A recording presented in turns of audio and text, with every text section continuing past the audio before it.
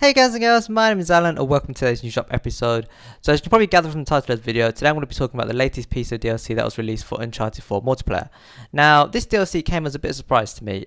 Normally they announce it in advance and they do a live stream on Twitch, and then I do a summary of that and I talk to you about it, and then obviously it's released like the following week or something. But this time round, I just happened to be checking Twitter, there was a tweet, DLC's out, go get it. I'm like, what? I had no idea this was coming. Granted, it's not a major piece of DLC, which is probably why they haven't picked it up as much, and obviously E3 is going on, so they've got their hands busy with that. And they may have talked about it at E3, and I might have just missed like the interview or whatever. But yeah, so there is a new piece of DLC out for Uncharted 4 multiplayer. It doesn't have a new map, it's just 2 new weapons, 3 new boosters, which can only be used in survival mode, and a bunch of cosmetic items. So quite a small DLC edition. Having said that, the update, the patch, is actually 1.6 gigs. So as well as adding those new things for us to unlock in multiplayer itself, they've also made a few changes here and there. So one of the changes is Classic Mode is now a permanent game type, and the rules set for that are basically no store, so you can't buy any items, like sidekicks and blah blah blah from the store. No boosters that allow marking of enemies of any sort whatsoever. That feature will just not function at all in that game mode. No weapon mods, no hero variants, no radar, grenades only, so no C4, no mines. Instant respawn, so there's no delay on respawning when you get killed, and heavy weapon spawn on the map. So if you're one of those people who really enjoyed the classic mode beta, which seemed to go on for months, you'll be glad to know that this game mode is now permanent and it's in the game for reals, forever. So something else is also made the final permanent cut, and that is King of the Hill, and that is being added to ranked play. So you can now do TDM and you can do King of the Hill. I was hoping for Plunder instead. I feel that's more of an OBJ game type. King of the Hill in Uncharted multiplayer is not that great. I don't think they've done a very good job of it. That's just my personal opinion. I'd rather have seen something like Hardpoint, but what they've done is sort of like a variation of Headquarters, which is okay, but I think Hardpoint is more fun because when you take a hill and you die, you respawn, but whereas in Headquarters or King of the Hill in Uncharted 4, once you take a hill, your team can't respawn anymore, and I hate that. I just don't. I mean, yeah, it's an okay game mode, but I think when you've got Plunder, when you've got potentially Hardpoint instead of this game mode, that would have been more fun in my opinion. But oh well, it doesn't matter. I mean, I don't really play that much ranked anyway, so it makes a difference to me. But it would have been nice. I would have been more inclined to play had it been introduced that way. And that's about it. Literally, that's all there is in the patch. I'll put a few screens in the video now, and I'll just talk about those quickly before we round this video off. To start off with, the 2 new weapons, as I said, both assault rifles. The first one is called the Carrigan 53, and it's a fully automatic mid-range rifle. I don't have any of these weapons yet, as I said, so I can't give you a first-hand review, but I haven't really been playing the multiplayer anyway, so I don't know. I'd probably need to get back into it before I can give you a proper assessment of how well or not they do. The second weapon is the GX3-9, catchy name, 2-round burst close range assault rifle. Again, I said I haven't unlocked it yet, so I can't try it out and I can't tell you. But if I do get some decent gameplay, if I do happen to get back into multiplayer, then I will post it on AcornVision Gaming. So head over there if you want to see any gameplay footage, when of course I get a decent gameplay under my belt. Now, the 3 new boosters, as I said, these are only for survival. The first one is Mystical Expert, and it basically works similar to the way that Heavy Weapons Expert worked, and that is gives you the option to buy Mysticals from the chest for a reduced price. So, Mystical Expert at level 1 gives you the option to buy Mysticals from the chest at 25% cheaper price. At level 2, you can now hold 3 Mysticals. So whereas before you could only have 1 Eldorado, 1 Chintamani Stone, you can now stack them up to 3. So if you're having trouble with a particular stage, and you don't, like for example Siege, and you don't want to have to run out to go and buy another Mystical, you can just stack them up before you go into the Siege area, and that will help you out with that. The next booster is called Mystical Healer, and basically at level 1, level 2, level 3, if you heal an ally, Eldorado Spectres will spawn once you've completed that revive, and they will just fly out and attack an enemy. So it's 2 spawns at level 1, it's 4 Spectres at level 2, and then level 3 you both get, well, you and the person you revive both get 5 seconds of Shield of Asgard, so it's a tiny bit of immunity, which I guess is good if you're a reviver, and for tougher waves, if you've got a dedicated medic, then this is going to be really useful.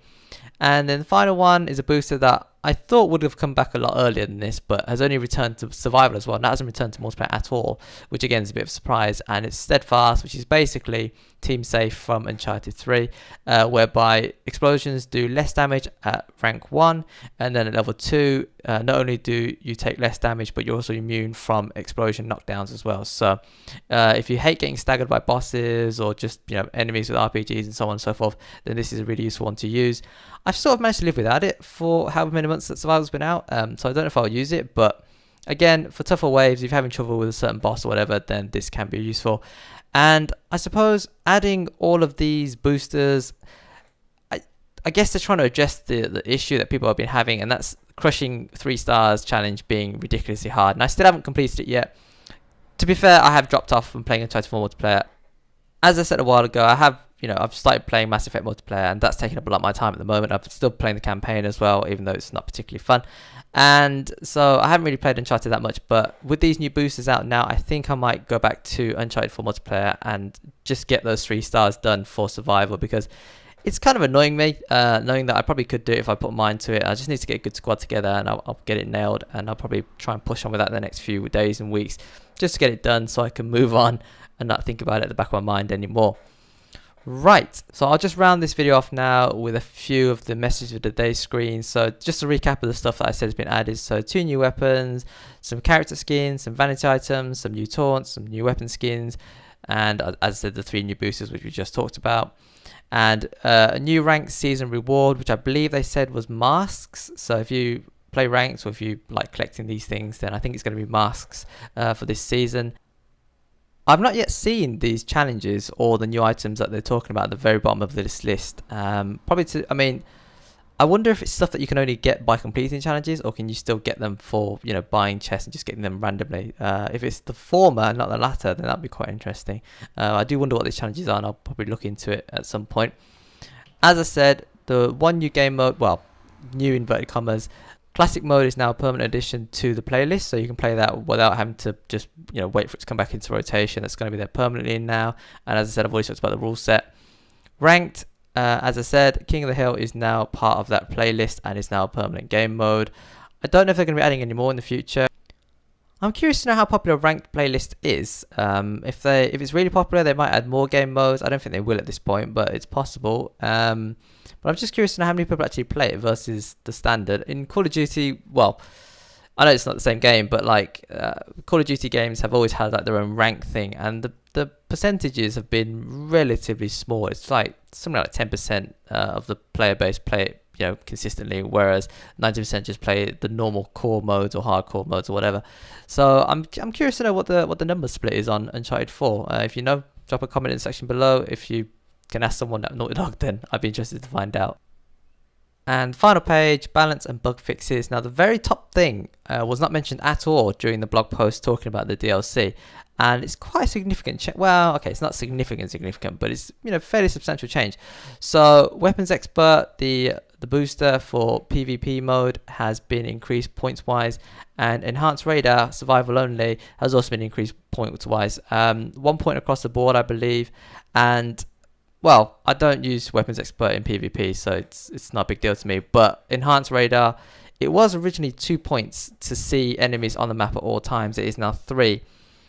It's not a big jump, but it does mess up a lot of my loadouts, so I've had to go back and sort of rejig things a bit, which is a bit annoying. And again, this is just another example of them making it a little bit harder, even though a lot of people have now moved on from survival. So I don't know, it's a bit annoying, but I don't know, I suppose it's something you could live without if you're playing a squad or something. So when you hit fire, you'll slow down a little bit when you're doing it. XP multiplier has been reduced for crushing and hard and survival. I mean, anyone who's put any amount of time into survival by now has probably already hit level 50, as I said in many videos now. But if you're coming in as a new player, then I guess this is a bit of a kick, because it'll take you that little bit longer to hit level 50, but chances are you hit level 50 way before you complete the 3-star challenges. And some cash changes for King of the Hill.